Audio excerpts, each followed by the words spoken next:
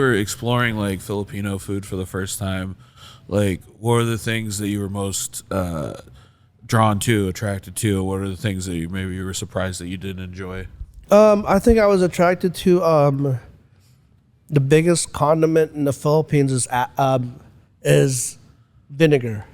You know, here we don't think about vinegar as a condiment. Yeah. We think about it as like a ingredient in a dish. Yeah. But in the Philippines, it's vinegar. We'll dip fish in vinegar. We'll dip a steak. Yeah. And some kind of vinegar, add a little bit of soy sauce, chilies, garlic.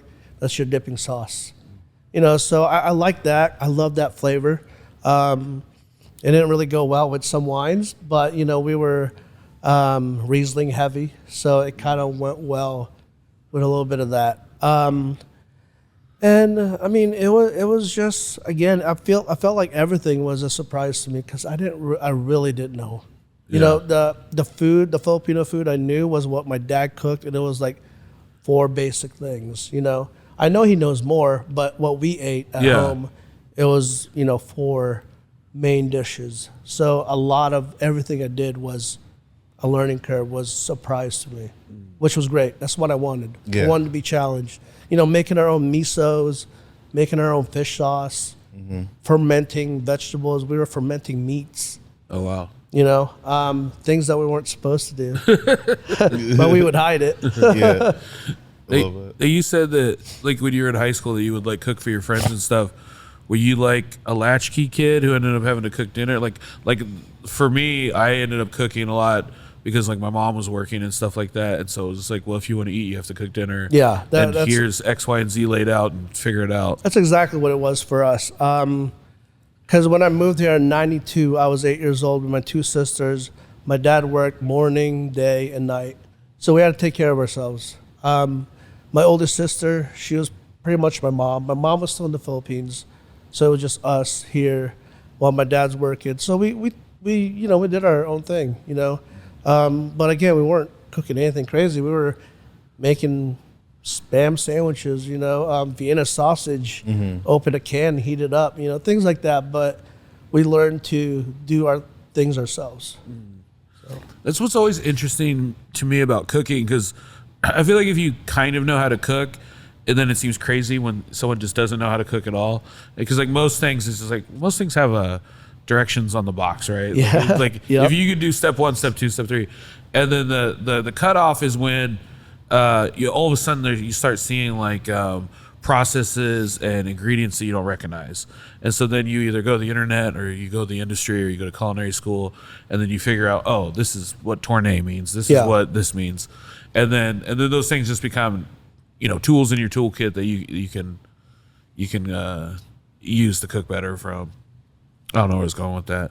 I think it's because like I think like every stage, I feel like I've had some sort of baseline to know how to cook. Yeah. And then just been inquisitive enough to know what I didn't know and wanted to know like, okay, well, how do you do that now?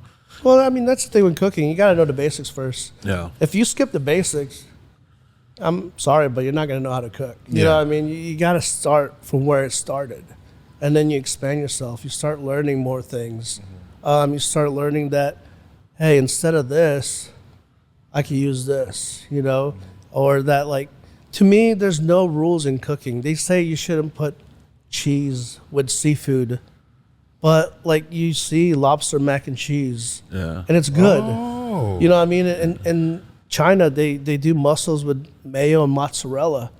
You know, it's like, and it's good. Yeah. So why is there a rule? To me, if you like it, if it tastes good to you, well, why is it wrong? Yeah, and who's making these rules? Exactly. Like who's making, like someone with no taste palate. Exactly. I'm going to tell you right now, if you are eating clams without, or excuse me, mussels, take 2. If you're eating mussels without cheese and mozzarella, which is the same thing as cheese, I'm done.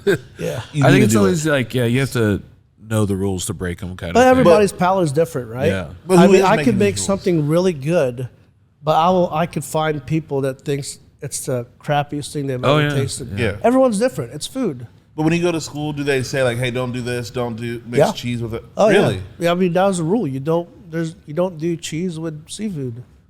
Huh? Which is crazy. Then how do you explain the fish fillet from McDonald's. Exactly. Right? Exactly. So, like I said, if it tastes good to you, then that's what Rook was. Like, we played around with flavors that if it tastes good to us, that's what we're doing. It doesn't have to be a traditional dish, you know. I want to go back to something you said earlier about the Chef's Academy, because Zach was a graduate from the Chef's Academy as well. Nice. I went to AI, and I feel like these are both like for-profit schools that sometimes got a bad reputation because they definitely would. You could go through the program and not learn anything. Oh, yeah. But you could also go through the program and learn everything. And be the best. Yeah. And so just because you went to the school, like I saw a lot of people that came from Chef's Academy, they just graduated and they're like, yeah, I'm the hot shit chef. Yeah. I don't do dishes. Yeah. It was like, well, you don't do dishes. What are you talking Everybody about, does chef? dishes. You don't do dishes.